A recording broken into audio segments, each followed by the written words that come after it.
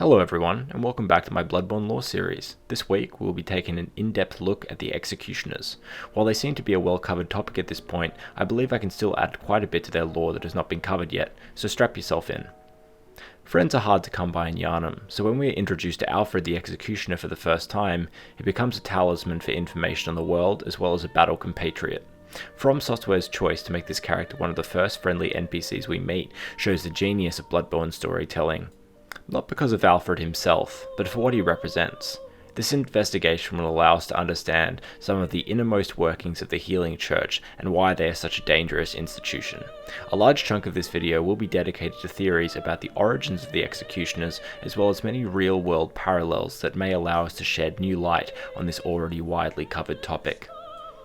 Throughout the Middle Ages and later into the 15th to 19th century, one of the most powerful institutions in the world was Catholicism. In the centuries leading up to the First Crusade in 1096 AD, Europeans considered the concepts of heaven and hell to be literal consequences of how one was to lead their life.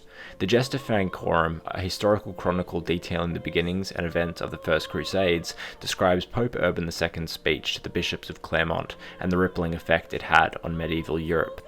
He told his colleagues that, "Those who kill in the name of God shall have their sins absolved and be accepted into heaven." The following is also written in the Gesta Francorum. And when this speech had already begun to be noised abroad, little by little, through all the regions and countries of Gaul, the Franks, upon hearing such reports, forthwith caused crosses to be sewed on their right shoulders, saying that they followed with one accord the footsteps of Christ, by which they had been redeemed from the land of hell. I am bringing this up because I want to show that there is a recorded history of the organized religions of the world using their fear over others to build armies that would march across the known world, leaving death in their wake. There is no agenda here that I am trying to impose upon you, I promise, just providing some initial historical context. Let us now briefly consider the Executioners before moving forward. While the Executioners act under the direction of Martyr Ligarius, as referenced by the Wheel Hunter badge, the true masters of the Executioners are the ruling members of the Healing Church. Alfred makes it known that he is I'm a simple hunter, quite unfamiliar with the ins and outs of the institution. Which is illustrative of the veil of mystery that the Healing Church surrounds itself in. Regardless of this, the Executioners still strike down those labelled as heretics by the Church with no independent thought of their own. The fact that Alfred refers to the Healing Church as holy and the blood healing as pure just reinforces our understanding of the Executioners and their relationship with the Church. While the Black Church and Gehrman's hunters were dedicated to keeping the connection of beasthood with the old blood a secret, the Executioners seemingly had little to do with the prevention of the scourge, and simply acted as a secret police of sorts, bringing a brutal and painful end to any the Church decreed as a challenge to their superiority. Like the hunters, the Executioners had their own workshop, as referenced in the Wheel Hunter's badge as their dedicated workshop. While Gehrman's workshop seemed to be a place in which both training of the hunters and the construction of their weapons occurred, the Executioner's workshop seemed to be a place where it was more than just a training ground. I draw your attention to part of the description of the Wheel Hunter's badge, which reads, "Their workshop was a secretive enclave of mystical beliefs and heady fanaticism which served as a backbone to the Executioner's unique brand of justice." Perhaps as a reference to their secretiveness, this particular workshop cannot be found in the game, it seems. The Healing Church workshop appears to have once been home to the Holy Blades, which is a separate splinter to the Healing Church's arsenal. What is interesting to me, however, is the rest of the description. Mystical beliefs? Heady fanaticism? Do these traits sound like the markings of a good and trustworthy individual? The fact that these descriptors form the backbone of their brand of justice is especially disturbing, and the same should be said for Alfred and how he rationalizes his behavior and the behavior of the Healing Church. While to us it seems quite apparent that the Healing Church is knee-deep in hypocrisy and corruption, Alfred seems to shrug this off and is quick to describe their practices as holy. Ask him about the Vile Bloods, however, and his tune quickly changes to one of intense hatred. The cognitive dissonance that Alfred seems to project is illustrative of the Healing Church's ability to brainwash those who serves under them. Just like the Crusaders, motivated by the purpose of holy reward, the Executioners kill in the name of the Church so that the fragile facade of the Church can remain undisturbed. The Church has already shown that they are ready to burn entire cities to the ground in order to keep the true nature of the old blood a secret, so what are a few more corpses on top of that going to matter? Let us look now at the actual clothing of the executioners and what it may tell us about them. Firstly, the garb and shawl. The description reads, "Attire worn by the band of executioners commanded by the Martyr Ligarius," later became the basis for all church attire with its heavy draping of holy shawl. As the great Ligarius once said, "Acts of goodness are not always wise, and acts of evil are not always foolish, but regardless, we shall always strive to be good." To me, one of the more interesting characteristics of the garb is the choice of colour. The unremarkable grey may be a reference to the Benedictine monks prior to when they adopted the black robe as their primary religious habit being the clothing a member of a church or religious institution wears. The reason why they wore grey robes made of undyed wool was because it was emblematic of their purity and lack of luxury. As is still the case today, Benedictine monks are quite isolated by nature, often rejecting unnecessary speech, believing that it will lead to the monk trusting his own will over the will of God. Another interesting factor about the garb is how it was the original basis for all church attire. Perhaps the fanatical executioners and their methods were refined as the black and white church members became responsible for quashing threats to the healing church. While the healing church obviously revered the executioners enough to have a shrine erected in their honor, their slimming population and brash methods makes me think that they were slowly phased out of use as time went on. Perhaps most curious about the executioner's garb is that it features the hunter's mark on the chest. This means that the executioners must have been formed after the first marks have been discovered by affiliates of the healing church, most likely Lawrence. I've already spoken about the possibility that Cainhurst may have accessed the Chalice dungeons, or the other way around. This is something I'll explain in a future video, but to my knowledge the hunter's mark does not appear anywhere in Cainhurst Castle. The hunter's mark is worn by those who hunt hunters like Eileen. Whether this implies that the executioners hunted other hunters or not is unknown to me. This is especially interesting since Alfred says that he is a simple hunter. Let me know what you make of this in the comments. One of the more unique elements of the executioner set, and Bloodborne as a whole for that matter, is the gold ardio. The ardio, which is a helmet with no visible visor for seeing, has a description that reads, "The odd helmet worn by the band of executioners commanded by Martyr Ligarius." The conical gold helmet, symbol of the executioners, represents lumosity, ambition, and an unflagging resolve to face impurity, staring it down with stern golden spirit. This is an item description that I take a bit of issue with. It seems to avoid the nature of the executioners and their affiliation with the healing church, despite us knowing that they are tools of the church by proxy.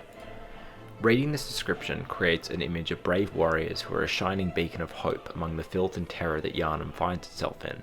Unfortunately, this description couldn't really be further from the truth. The executioners at their core are a group that kill any labelled as heretic by the church. As we know, Byrgenwerth was a place of learning, not of faith. Lawrence and his compatriots are closer to scientists than clergymen, making their ability to label anyone as heretic quite baseless, but that is a topic for another time. Ardio is a Latin word, and most commonly translates to burn or to scorch. We will return to why the specific usage of ardio is important in a moment.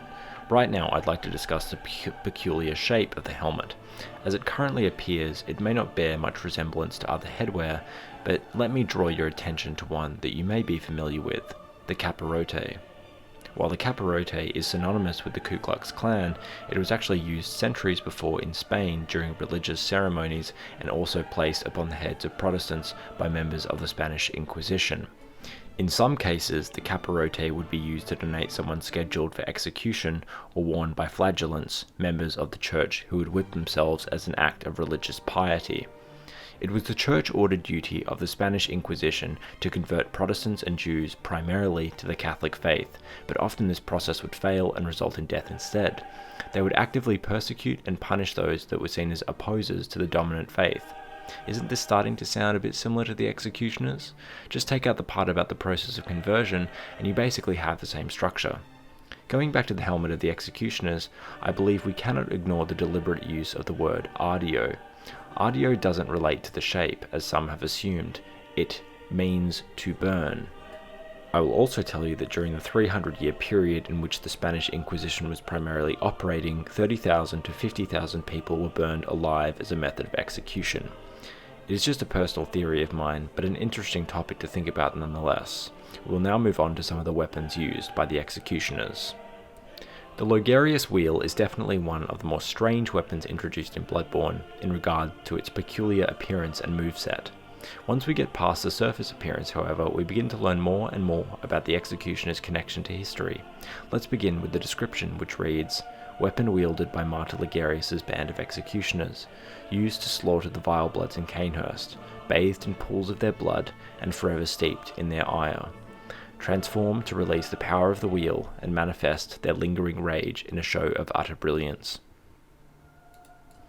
Initially, I was very confused as to why this wheel was the weapon used by this class of warriors. Apart from being unconventional, it seemed quite unwieldy and just odd. This changed when I started to investigate the history surrounding wheels as weapons. It turns out that breaking wheels and Catherine wheels have been used quite extensively throughout the ages, both as torture instruments and methods of execution. The wheel was typically a large wooden wagon wheel with many radial spokes, very similar to the Ligarius wheel. In one case, a man by the name of Franz Seybold was executed by way of a Catherine wheel, with the executioner literally beating Seybold to death with the wheel. This should bring up images of the Ligarius wheel's moveset. They are almost identical. Going back to what we were saying earlier about the Spanish Inquisition, the inquisitors would sometimes strap their victims to the wheel to flay them. The Spanish Inquisition connection, in my opinion, allows us to look deeper at the executioners and how their usefulness was really exploited by the healing church, essentially like putting the scent out for a pit bull and getting them to attack. Perhaps the most interesting connection I came across in regard to the wheels and the executioners was how the Catherine wheel got its name. Saint Catherine of Alexandria was a Christian who converted hundreds of Romans to Christianity during the 4th century AD. For those unversed in their Roman history, being a Christian during this time was an extremely dangerous affair. Those discovered preaching the word of a messianic figure who had been executed by Rome were often put to death, and painfully so. Emperor Nero was especially notorious for his treatment of Christians, allegedly throwing groups of these unarmed quote-unquote heretics into the Colosseum to be eaten by lions. Saint Catherine was of noble birth and a noted scholar. Now, extra points will go to the viewers who see what I'm getting at before I get to the punchline. As punishment for her preaching the way of Christ, the pagan forces of Alexandria captured her and imprisoned her, where she was tortured and sentenced to death. Before her execution, Emperor Maxentius allegedly visited her, requesting her hand in marriage in an attempt to save her from her execution. However, she refused, saying that her spouse was Jesus Christ. In light of this, Maxentius decreed that she would be executed by way of the breaking wheel. On the day of execution, however, the wheel shattered into 1,000 pieces when it touched her skin. She was beheaded the same day. Around 400 years later, her body was reportedly discovered at Mount Sinai, her hair still growing and her body oozing myrrh, one of the 3 gifts offered to Christ at his birth. St. Catherine became a venerated holy figure and can be found in many neo-classical pieces of art today. Still can't see the connection? St. Catherine bears a striking amount of parallels to Queen Annalise of the Vile Bloods. They are both from a noble family, both preach the word of a belief system deemed heretical by the ruling religion of the period. Both rejected marriage proposals from those who would eventually see them killed. Both were lethally targeted for their beliefs by church militant groups. Both were unsuccessfully killed by executioners using wheels as weapons. And both emitted a sacred liquid from their bodies post-mortem. Is it a bit far-fetched to say that some inspiration may have been drawn by FromSoft? Maybe. That we can say, though, is that there are undeniable parallels between the executioners and similar forces fighting in the name of faith. Next, I'd like to talk a little bit about Martyr Ligarius, formerly known as Master Ligarius. I venture that I will talk about Ligarius quite a bit more in my upcoming Thumerian video, but there are still a few things that I would like to talk about first. I believe it is more than likely that Ligarius is Thumerian or a descendant. This thought was first popularized by Redgrave on his channel, which I will link in the description. He shares the similar height of a Thumerian elder, the same ashen hair, and the same scythe. What is interesting is that while he is the leader of a group of executioners, there might have been multiple groups commanded by a number of different masters similar to Ligarius. My evidence for this is how some of the item descriptions are worded. The Ligarius wheel, for instance, states, "Weapon wielded by Martyr Ligarius' band of executioners." If they were the only executioners, wouldn't it make more sense for them to be worded as "weapon wielded by the executioners", full stop? The fact that it makes specific reference to Ligarius makes me believe that there may have been multiple groups. Just a thought. Ligarius is essentially the mouthpiece of the healing church for the executioners. In the workshop where the executioners were trained and outfitted, they would be told of these heretics, these vile bloods, and how their practices were an affront against the healing church. He would then lead a holy rampage into the heart of the vile blood castle, destroying whatever resistance he encountered. Upon reaching Annalise, he realized that she could not be destroyed by traditional means. She was locked away to keep her from growing the vile blood numbers again. One thing I did want to point out about Ligarius is the sword he uses. Those with keen eyes will notice that it is eerily similar to the Drake sword from Dark Souls 1, but something more interesting is that the Ligarius' blade is based on a real-world sword, the Kris. The Kris is a blade of Javanese origin that was used as a method of execution and also in ceremonies. The Kris has grooves in the blade that are said to contain elements of magic. The reason that certain Javanese tribes believe this is that the first Kris blades were allegedly honed and sharpened by a meteoric iron found inside a meteor that landed in Indonesia at the end of the 18th century. Because of this, Kris blades were said to be able to move around by themselves, even slashing at people that were known to be guilty of a crime. Of course, much of this is folklore, but still fascinating to consider, seeing as one of Ligarius' attacks involves him literally sticking his Kris into the ground and causing a storm of flying swords to attack you. I think we'll wrap it up there for this week. I understand that there is much more to talk about in terms of the Cainhurst nobles and the executioners, but I would like to save some of my notes for the upcoming videos. There will probably be an announcement for the Dark Souls 3 DLC in the coming week, so stay tuned for my thoughts when it comes out. As always, feel free to hit me up on Twitter or the Facebook page, both are linked in the description. Until next time.